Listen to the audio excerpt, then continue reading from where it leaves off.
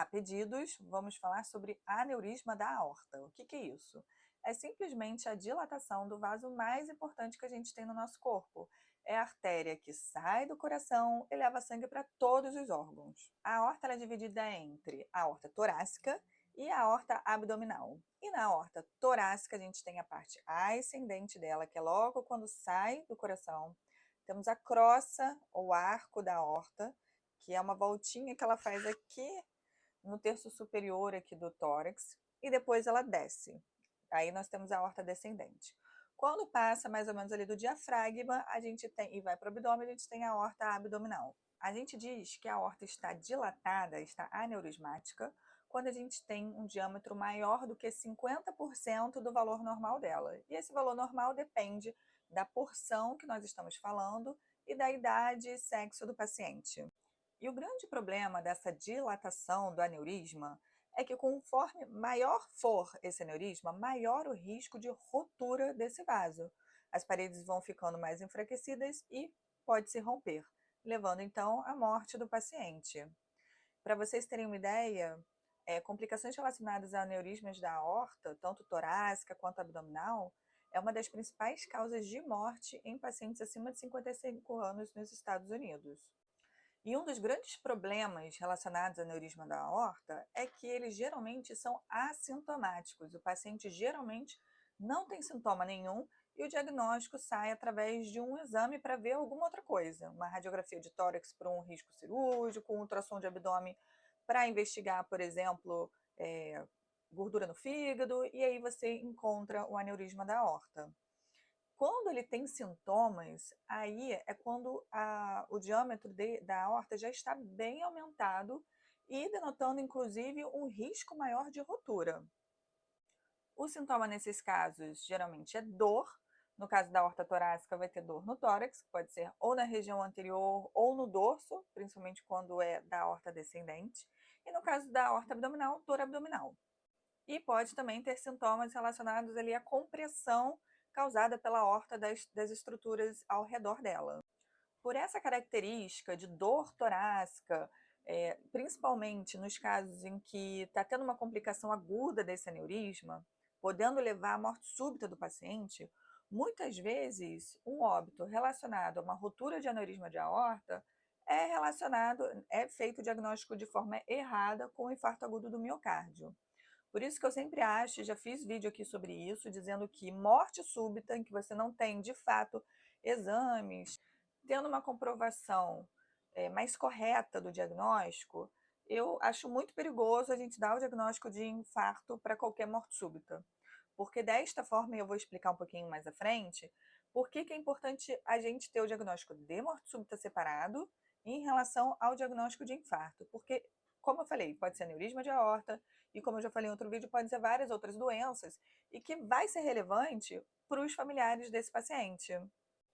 Os principais fatores de risco para a doença da aorta são os mesmos fatores de risco para doenças ateroscleróticas em geral, ou seja, também para os mesmos riscos de infarto, demência, AVC, que seriam pressão alta, colesterol elevado, diabetes, tabagismo, etilismo.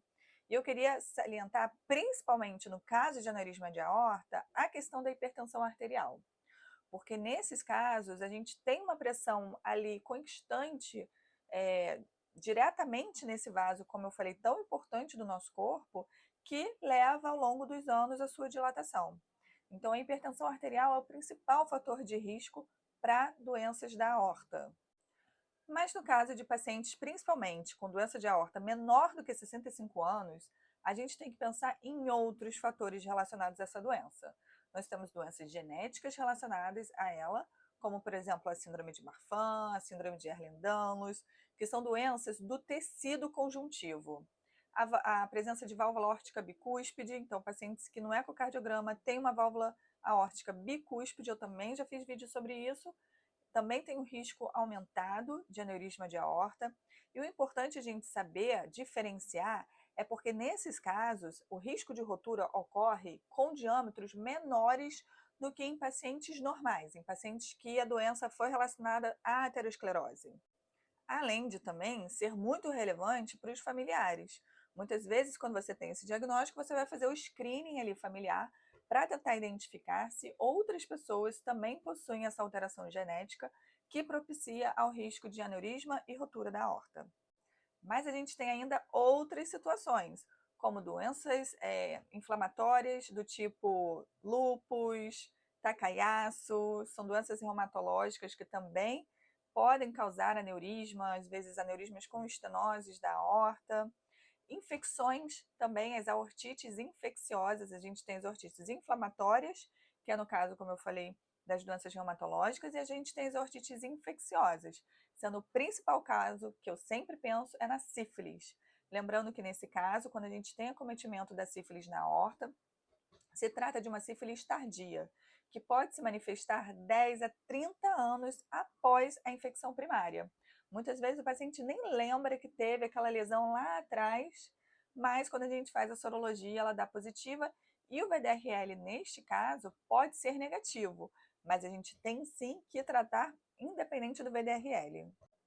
E o tratamento? Bom, quando a gente atinge ali o diâmetro para a intervenção, os tratamentos são intervencionistas, ou cirurgia, no caso de aorta ascendente, arco, ou a gente ainda pode fazer cirurgias percutâneas através de cateterismo, no caso de aorta torácica descendente ou abdominal, podendo às vezes ter algumas limitações e ainda assim nesses casos precisar da cirurgia aberta.